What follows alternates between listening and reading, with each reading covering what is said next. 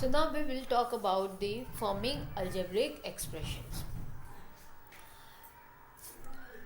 We will discuss some more questions over here कि किस तरह से algebraic expressions form की जाती है.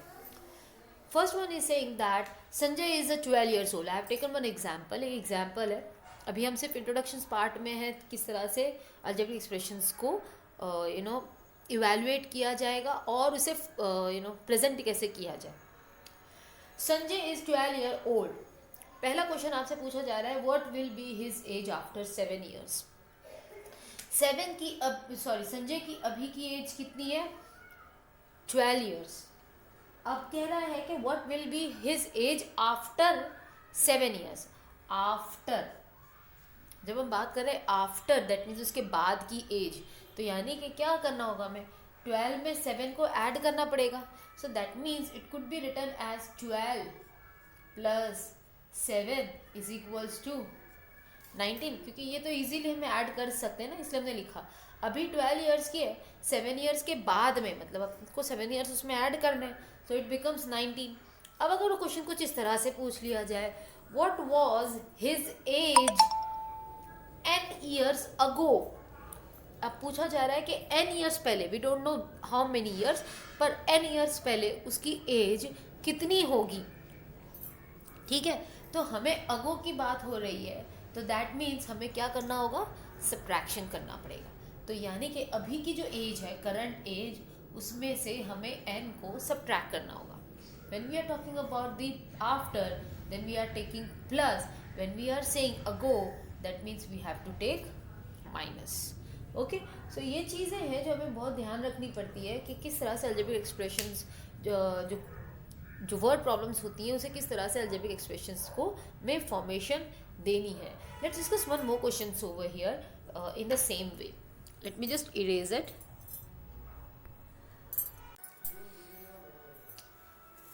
Here is one more example for you. Shruti buys a dozen pens for rupees X. Dozen pens खरीदी जा रही है, 1 dozen. That means how many quantity will be there? It will be 12, right. पहला पूछा गया what is the cost of each pen.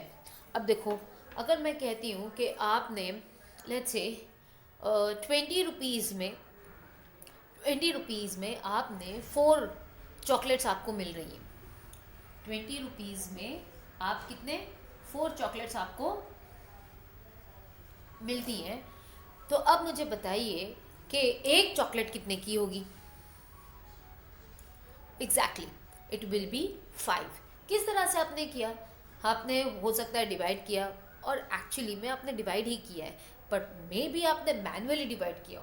So in fact आप manually नहीं, आप इसे डायरेक्टली अगर इस तरह से डिवाइड करो, 20 divided by 4, so 4 1s 4 5s, तो हर चॉकलेट कितने की है? 5 रुपीज़ की है. तो यहाँ पे ये जो 20 है तो हमें नोन वैल्यू है, तो हमने डिवाइड कर लिया और हमारा आंसर भी आ गया. पर अगर इस वैल्यू को हमने अननोन कर दिया, जो कि यहाँ पे कह रहे हैं कि जो टोटल जो अमाउंट उन्होंने पे की वो कितनी है? x. यहाँ पे उन्होंने x कर दिए. हमने यहाँ पे कितनी चॉकलेट्स ली? 4 चॉकलेट्स. श्रुति ने कितने पेन्स लिए? इसमें 12 लिए हैं. अब पूछा जा रहा है कि हर पेन की वैल्यू कितनी होगी. So in this way where we have divided 20 by 4, अब यहाँ पे तो 20 तो हमें पता ही नहीं है, so that means it will B x divided by 12. हम इसी तरह से पता करते हैं ना, नंबर्स क्वांटिटी को हम डिवाइड कर लेते हैं. सो इन द सेम वे, क्योंकि हमें यहाँ पे क्वांटिटी हमें कॉस्ट पता ही नहीं है, इसीलिए हमने बस x/12 कर दिया. So now it's becomes N algebraic expression. Let's talk about the second question. If she buys a notebook that costs rupees p rupees में एक नोटबुक अगर वो लेती हैं, तो ऐसी 10 नोटबुक्स की प्राइस क्या होगी? सो अब इस क्वेश्चंस को चलो एक एग्जांपल्स के थ्रू वापस से करते हैं कि लेट्स से आपने लेट्स से 4 रुपीज़ में आपको 1 इरेजर मिलता है. ठीक है, तो आप ऐसे 6 इरेजर्स कितने में लेंगे और how much cost gonna pay for 6 eraser. तो आप क्या करने वाले हो, अगर 4 पेज का एक इरेजर है तो 6 रुपीज़, सॉरी 6 इरेजर्स कितने के होंगे? तो आप क्या करते हो, 4 into 6 that is equals to 24, right. आपको ये कॉस्ट जो आपको पता है कि 4 रुपीज़ का एक इरेजर, ये कॉस्ट आपको पता है ना, आपको क्वांटिटी भी पता है, तो आपने कर ली। अब यहाँ पे क्या हो रहा है, देखो यहाँ पे जो कॉस्ट है वो अननोन है ना। ये जो कॉस्ट जो आपकी है, this is cost and this is quantity. Cost आप अननोन है, so that means it can be replaced by P. What is the cost of 10 such notebooks? यहाँ पे क्वांटिटी दी गई है, that is 10, so it can be written as p into 10 और it can be directly written as 10p। क्योंकि जब भी हम वेरिएबल्स के साथ में कोई टर्म अगर मल्टीप्लाई हो रहा हो, आई मीन कोई वेरिएबल मल्टीप्लाई हो रहा हो, तो हम इसे इस तरह से कभी मेंशन नहीं करते हैं। हम सिंपली लिखते हैं 10p और 7p और 6x, एनीथिंग, ओके। हम मल्टीप्लिकेशन का साइन इंडिकेट नहीं करते हैं। तो ये तो कुछ हुए इस एक्सप्रेशंस फॉर्मेशंस के लिए। Alright, so I just want to give you one homework regarding this, in which you will just form a simple equations, and before that I will just give you like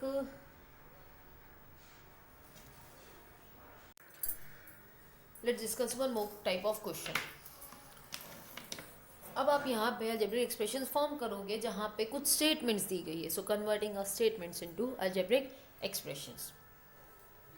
Twice a number added to 3 and divided by 5. हम last year भी इस बारे में बात कर चुके हैं, मैं फिर से आपको यही चीज़ कह रही हूँ कि जब आप अलजेब्रिक एक्सप्रेशंस फॉर्म करते हैं ना, तो बस उनके वर्ड्स पे कंसंट्रेट करो और जैसे जैसे कहा जा रहा है बस वैसे वैसे उसे फॉर्म करते जाओ. It will becomes easier to construct an algebraic expression. अब देखो, और हाँ, जो चीज़ हमें पता नहीं होती है, जो चीज़ हमें अननोन वैल्यू होती है ना, वो हम वेरिएबल में डिक्लेयर कर देते हैं. So let's see over here what we can do. यहाँ देखो, ट्वाइस अ नंबर हम नहीं जानते कि नंबर कौन सा है ना, तो वो अ नंबर है तो हमने ले लिया उसका x. ट्वाइस यानी कि टू टाइम्स, ट्वाइस हो, थ्राइस हो, 2 टाइम्स हो, 4 टाइम्स हो, ये जो टाइम्स आ रहे हैं ना, that mean that is something is being multiplied. तो यहाँ पे तो हो रहा है मल्टीप्लाई, x जो है वो मल्टीप्लाई हो रहा है किससे? Twice, that means 2 time. So 2 time of x added to 3 and then what is happening? Divided by 5. और ये पूरा फिर जो टर्म है वो क्या हो रहा है? डिवाइड हो रहा है बाय 5. तो किस तरह से लिखेंगे? देखो, 2x प्लस 3 ये हो गया twice a number added to 3 कर दिया, एंड डिवाइडेड बाय 5. और ये जो पूरा नंबर है फिर ये क्या हो रहा है? 5 से डिवाइड हो रहा है. Just go through with the statements. It will be very easier to form. Let's see the second question now. 5 subtracted from twice a number. ठीक है, 5 को सब्ट्रैक्ट करना है फ्रॉम. मैंने बात कर चुके हैं इससे बारे में. जब भी फ्रॉम आ जाए ना, तो फ्रॉम के बाद वाला जो टर्म होता है, जो कंटेंट होता है, वो हम पहले लिखते हैं, है ना. तो चलो अब इसके बारे में पहले बात कर लेते हैं. Twice that is 2 times, 2 times है ना, यानी कि मल्टीप्लाई हुए. A number, we don't know what is the number, so let's take it x. तो ये क्या हो गया? From 2x. तो 2x में से क्या करना है? हमें सब्ट्रैक्ट करना है. कितने सब्ट्रैक्ट करने हैं? 5. So 5 subtracted from 2x, so 2x minus 5. Let's see the third one. Divide a number, we don't know what is the number, it is x, by 7. x को 7 से डिवाइड करना है, तो ये हमने किया x divided by 7. And add 6, और इसमें हमें ऐड कर दिया, 6 ऐड करना है. Okay, let's see the next one. A number subtracted from 28, very easier. A number, this is x, subtracted from from के बाद में जो भी टर्म आ जाए वो पहले लिखा जाता है। तो यहाँ पे फ्रॉम के बाद में क्या है 28, तो हमने 28 लिख दिया। सब्ट्रैक्ट करना है, क्या सब्ट्रैक्ट करना है, अ नंबर जो हमें पता नहीं, so that is x. So this is how an algebraic expressions is being formed. I will ask you to please just copy down these things into the book. Book में questions है आपके, and you will find those questions on page number 99 and 98. 98, 99. Kindly write those answer in front of those questions. Okay.